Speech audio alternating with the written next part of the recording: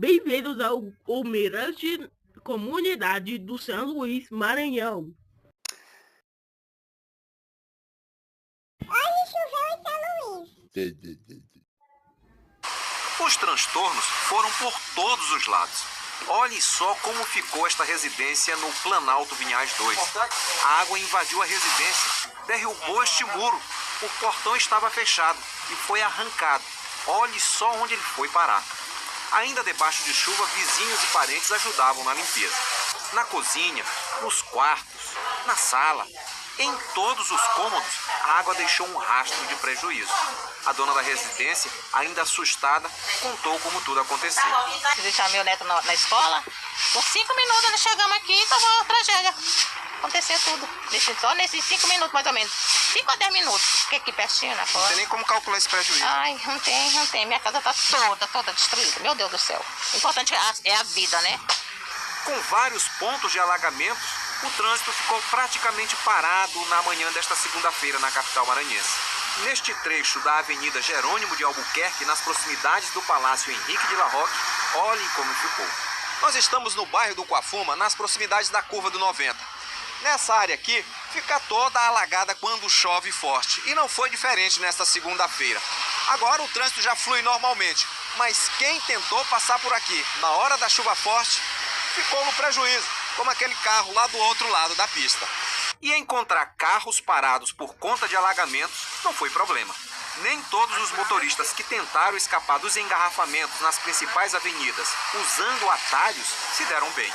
A Raquel e o namorado passavam neste desvio, no Altos do Calhau, próximo à Avenida Eduardo Magalhães. Aqui perto passa o Rio Pimenta. Ele transbordou e os dois ficaram no prejuízo. Quando a gente foi passar, o carro morreu no meio da poça d'água. Tinha muita gente também parada nessa hora? Tinha um carro parado na frente. Aí a gente passou. Prejuízo aí, com certeza. Prejuízo, com certeza. Com o trânsito congestionado, os pontos de ônibus ficaram cheios. Usuários do transporte coletivo em uma espera longa e angustiante. No bairro do Renascença, funcionários limpavam esta loja de celulares, que também foi atingida. No Vinhais, parte do muro do cemitério Parque da Saudade veio abaixo. Na Avenida Jerônimo de Albuquerque, um outdoor não resistiu à combinação chuva e vento. Esta vendedora ambulante, que trabalha na mesma avenida, tentava se proteger da chuva e me conta que a água que passava por aqui era forte e ela perdeu até os óculos. Eu não vendi quase nada, minhas coisas. Ainda perdi o óculos. Perdeu o óculos na chuva? A água levou a enxurrada. Agora é complicado, né? Trabalhar sem óculos, mas Deus vai dar um jeito de conseguir melhorar aí.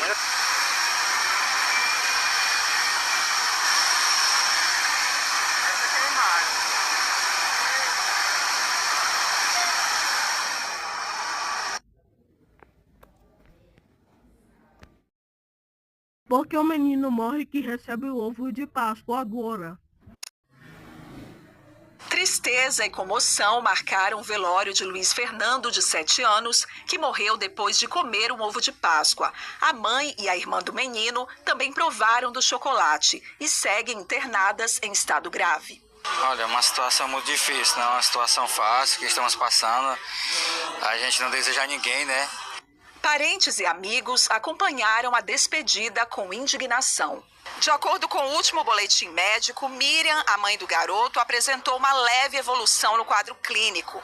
Já a filha dela, Evelyn, de 13 anos, apresentou piora. O quadro dela é considerado gravíssimo. As duas estão entubadas. A família recebeu o ovo de Páscoa na noite de quarta-feira, com um bilhete, com amor para Miriam Lira.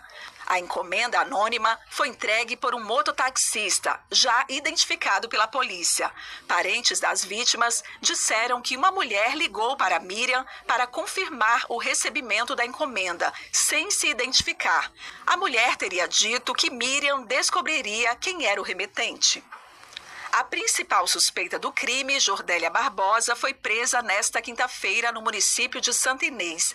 Ela deve passar por uma audiência de custódia e depois será encaminhada para uma unidade prisional da capital maranhense. Jordélia é ex-companheira do atual namorado de Miriam, a mãe das crianças. Ela foi vista de peruca e óculos escuros comprando um chocolate em uma loja. Com ela, a polícia também encontrou uma substância semelhante a chumbinho.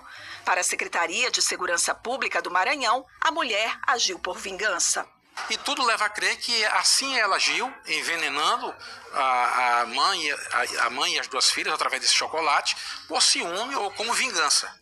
As amostras coletadas do ovo de Páscoa foram enviadas para o Instituto de Criminalística de São Luís e o laudo da perícia deve sair em até 10 dias. O Mirante Comunidade fica por aqui. Até mais tarde e bom dia. Tchau!